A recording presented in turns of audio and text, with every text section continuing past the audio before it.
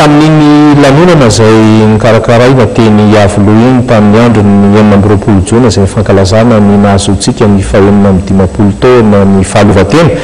dia maneho ny heviny Monseigneur Ranalvelo izay filohan'ny Eglizy Episkopaly Malagasy mikasika ny fandehan'ny raharaham-pirenena tsapany ary fa tsy misy ny fiombonana ka tsy misy tanjona iraisana ihany koa noho izany.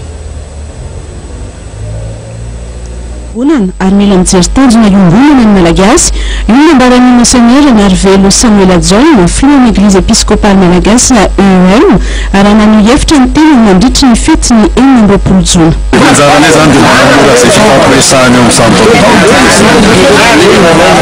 ohatrany vizaka misy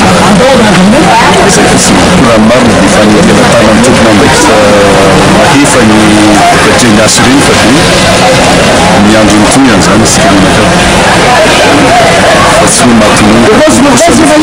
Ny FFKM izay nilaza vavonina hatrany ny ampifanatona ny mpanao politika. Iny fananana zany fahaleovan-tena zany. Inona izay ady hevitra ifampijerevana anatiny dia tombanantsika ny atao hoe herim-ponina sy ny hafanampon'ireo raza ray aman-drenitsika mitolona ao amin'izany dia hoariana fotsiny anatin'ny ady hevitra makaiza sy makaiza aloha zany fa mba hifantoka ho any amin'ny atao hoe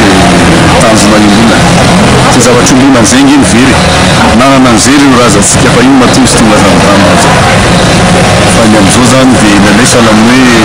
samy manana an'izay toeretiny rehetra dia injareo zavatra somanton'ireny sanatria izany mety mahivandazana ozy anjaran'ny Malagasy tsirairay anjarantsika tsirairay mba miaro an'izany ara-tsy azo atao tonga an'izany ananany lanja ny fiainantsika aloha sy ny fiainany tazanantsika mihitsy. Tao anatin'ny 4 Pentecote namafy ny fanomezana ny fampihavanam-pirenena ny FFKM andrasana ankehitriny ny toy ny fampihavanam-pirenena.